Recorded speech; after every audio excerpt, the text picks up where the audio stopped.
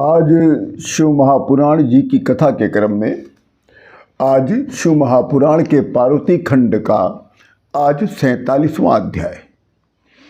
इस अध्याय का नाम है देवताओं के साथ शिव जी का विवाह मंडप में जाना। हिमालय जी ने वेद मंत्रों के साथ शिव पार्वती का उपनयन संस्कार संपन्न करवाया।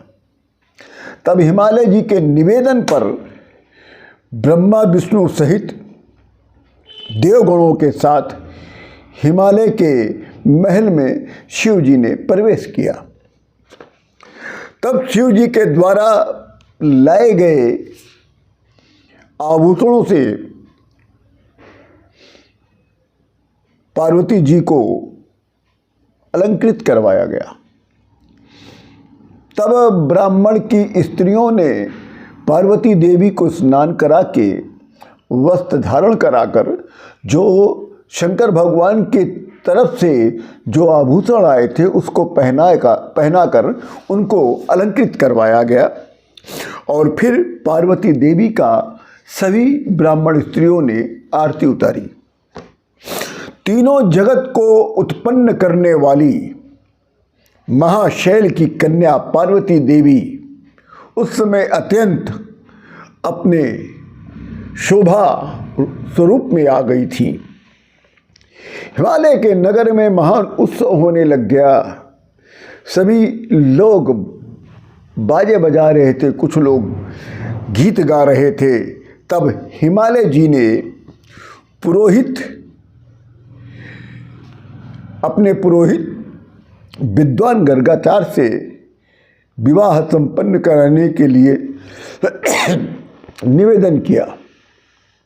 तब गर्गाचार्य जी ने कहा हिमालय से कि हे हिमालय, पाणी ग्रहण का समय तो हो रहा है, अब आप शिव जी को आदर पूर्वक यहाँ पर बुलवाइए। तब हिमालय जी ने अपने ब्राह्मणों और कुछ सगे संबंधियों को शंकर भगवान को यहाँ पर लाने के लिए भेजा।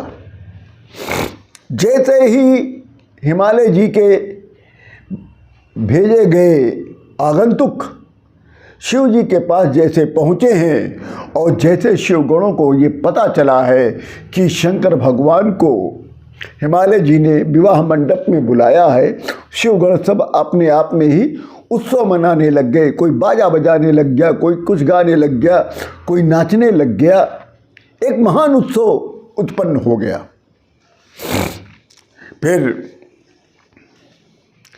ये देखकर सभी लोग प्रसन्न हो गए, परंतु शंकर भगवान अपने गणों को देखकर मन ही मन मंद मंद मुस्कुराने लग गए। तब विष्णु जी ने कहा कि हे सदाशिव, पाणी ग्रहण का काल उपस्थित हो गया है, महाभाग्य का काल उपस्थित आ गया है। हम लोग धन्य हैं कि आज हम आप अर्थात शंकर भगवान और पार्वती जी के विवाह का आज हम लोगों को दर्शन प्राप्त होगा। तभी मंत्री गणों के साथ हिमालय जी भी वहाँ आ गए। तब हिमालय जी ने हाथ जोड़कर कहा, हे शंकर भगवान जी, कन्यादान का समय निकट आ गया है, अतः आप चलने की कृपा करें। इसी समय ब्रह्मा विष्णु सहित समस्त देवगणों ने शिव जी को और पार्वती देवी जी की जय जयकार करना प्रारंभ कर दिया। शंकर भगवान भी मन ही मन पार्वती देवी को प्राप्त करने के लिए मन ही मन प्रसन्न हो रहे थे। तब विष्णु भगवान ने मांगलिक द्रव्यों से शंकर भगवान को स्नान कराया, वस्त्र धारण कराया और फिर उनको सजाकर संवारकर लोकपालों के साथ शंकर भगवान को नंदी बैल पर बिठाया। बारात हिमालय की यहां चल रही थी पाणी ग्रहण के लिए। शिव जी के आगे आगे शिवगण गीत गाते हुए और बजाते हुए चलने लगी। शंकर भगवान के अगल बगल ब्रह्मा और विष्णु जी चल रहे थे और शिव जी के आगे आगे हिमालय के यहाँ के जो ब्राह्मण आए थे वो चल रहे थे। इस समय शंकर भगवान बहुत ही सुंदर लग रहे थे। इस प्रकार सभी के साथ शंकर भगवान वहाँ पहुंचकर विवाह मंडप में प्रवेश करे।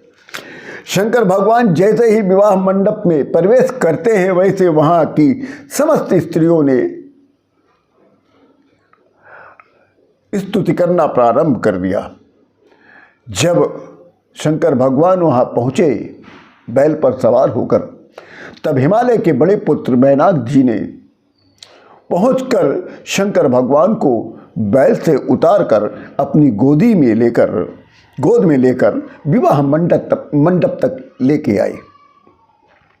वहाँ पर मैना देवी और हिमालय जी ने शंकर भगवान की आरती उतारी और आंगन में अर्थात विवाह मंडप के पास रत्नों से जड़ित सिंहासन पर ब्रह्मा विष्णु जी को बिठाया और जितने बाराती आए थे सभी को आदरपूर्वक सिंहासन दिया गया। तब पुरोहित गर्गाचार्य ने मधुपकादि सार कृत्यों का संपादन किया है और उसके उपरांत समस्त मांगलिक कार्यक्रम संपन्न करवाया है। तभी वेदी के ऊपर अपने पिता हिमालय जी के साथ समस्त आभूषणों से सुसज्जित पार्वती देवी जी भी वहाँ विराज गई। वहीं पर ब्रह्मा विष्णु जी ने भगवान को भी बिठाया।